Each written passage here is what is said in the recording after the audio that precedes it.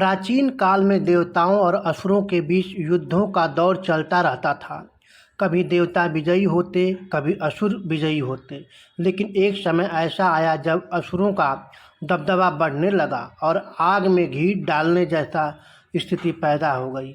इसके पीछे भी मृत संजीवनी विद्या थी। जीवन दान का अद्भुत रहस्य था वह। असुर गुरु शुक्राचार्य को भगवान शिव का आशीर्वाद प्राप्त था। उन्हें मृत संजीवनी विद्या का ज्ञान हो गया था। युद्ध में मारे गए असुरों को वे पुनर्जीवित कर देते थे। एक तरह से मौत को भी मार दे देते थे। देवताओं के लिए यह चिंता का विषय बन गया, जैसे सिर पर तलवार लटकी हो। देवगुरु बृहस्पति भी इस विद्या से अनजान थे।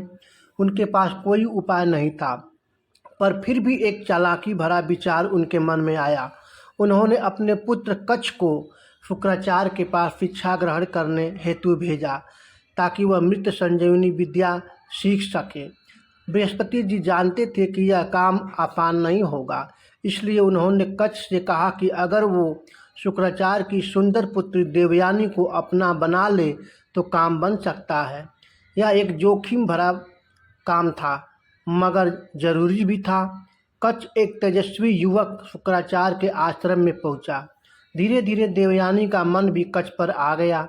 हालांकि उसने अपनी भावनाओं को जाहिर नहीं किया, लेकिन असुरों को इस बात का पता चल गया कि देवताओं का एक युवक उनके गुरु से शिक्षा ले रहा है।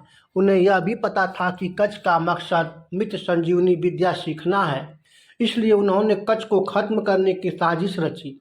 असुरों ने कच्छ को मार डाला। देवयानी दिल से बहुत दुखी हुई। उसने अपने पिता शुक्राचार्य से कच्छ को पुनर्जीवित करने की जिद कर बैठी।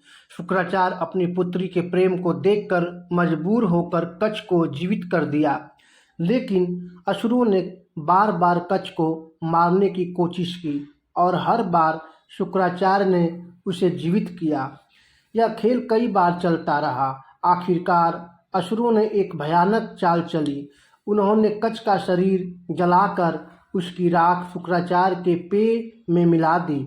उन्हें लगा कि अब कच्छ का अंत हो गया, लेकिन देवयानी ने हार नहीं मानी। उसने अपने पिता से कच्छ का पता लगाने का अनुरोध किया। शुक्राचार्य ने अपने तपोबल से कच्छ का आवाहन किया और उन्हें आश्चर्य हुआ जब उन्हें अपने ही पेट से कच्छ की आवाज़ सुनाई दी। यदि वो कच्छ को जीवित करते तो खुद मर जाते, इसलिए उन्होंने कच्छ को मृत संजीवनी विद्या का ज्ञान दे दिया। कच्छ ने शुक्राचार्य का पेट चीरकर बाहर निकला और शुक्राचार्य का देहांत हो गया। फिर कच्छ ने मृत संजीवनी विद्या से अपने गुरु को पुनर्जीवित कर दिया। शुक्राचार्य के आशीर्वाद से लौटते वक्त देवयानी ने कच्छ को विवाह करने का प्रस्ताव रखा। एकदम सीधे साधे शब्दों में उसने यह बात कही, पर कच्छ इस प्रस्ताव को नामंजूर कर दिया। यह बात देवयानी को गले नहीं उतरी। आग बबूला होकर उसने कच्छ को श्राप दिया कि वो अपने गुरु से सीखी संजीवनी विद्या का इस्तेमाल किसी को जीवित करने के लिए नहीं कर पाएगा। यह अन्याय उन्हें इतना भारी लगा कि कच्छ भी पीछे नहीं हटा। उसने भी देवयानी को श्राप दे दिया एवं कहा कि देवयानी, तुम कभी भी ब्राह्मणों से अपना विवाह नहीं कर पाओगी। जिंदगी के इस अजीबोगरीब मोड़ पर कहानी आगे बढ़ती है और देवयानी का विवाह ययाति से होता है, जो यादवों और कौरवों के वंश के आदि पुरुष हुए। एक ऐसा मिलन जो श्राप और प्रस्ताव की जटिल गांठ को खोलता हुआ दिखाई देता है। और यही थी देवयानी और कच्छ की अद्भुत तथा दिलचस्प प्रेम कहानी, जिसमें प्रेम, बुद्धि और प्रतिशोध सब कुछ शामिल था।